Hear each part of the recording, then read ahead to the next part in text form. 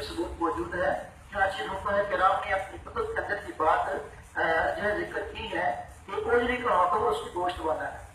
یعنی جس جانور کا گوشت کھانا حلال ہے اس کی اوجری بھی حلال ہے، اور جس جانور کا گوشت کھانا حلال نہیں ہے اس کی اوجری بھی حلال نہیں ہے۔ چنانچہ آپ کتاب الرائے کو، کتاب ملک البرہانی کو، کتاب الباجہ کو، کتاب اصل المطالب کو، کتاب الجمل کو اور کتاب المجموع کو آپ دیکھیں، یہ فقہاء کرام کی کتب ہے جس میں صاف طور پر لکھا ہے کہ اوجری کا حکم جو ہے اس کے گوشت والا ہے۔ جب جس کا گوشت حلال ہے اس کی اوجری بھی حلال ہے، تو پھر یہ کہنا ہے کہ حلال جانور کی اوجری جو ہے یہ حلال نہیں، حرام ہے یا مکروہ تحریمی ہے، یہ بات فقہاء کرام کی طرف سے ہٹی ہوئی ہے۔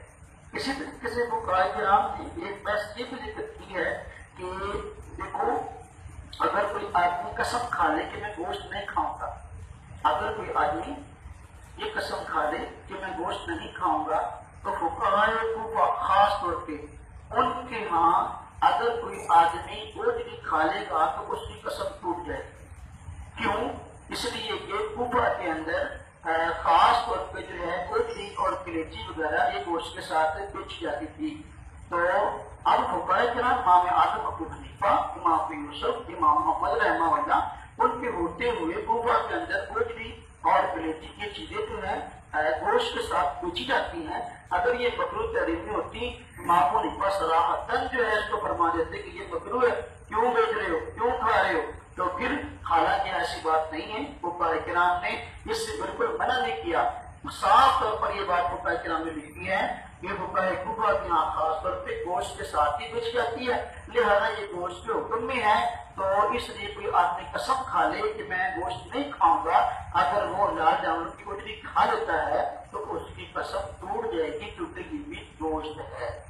تو اس سے بھی سب بات معلوم ہوئی کہ اوجری جو ہے فقہاء کرام کے یہاں حلال ہے۔ چنانچہ کتاب بدائع الصنائع، کتاب ملک البرہانی، کتاب مجموع الانہار، کتاب خزانہ الفکر، کتاب رمز الحقائق، فتاوی سراجیہ، شرح مختصر طحاوی، فتاوی قاضی خان، کتاب الفقہ الحنفی و ادلتہ، شرح فتح القدیر علی الہدایہ، ان تمام کتب کے اندر اس بات کی وضاحت موجود ہے۔ تو لہذا بات ثابت ہو گئی کہ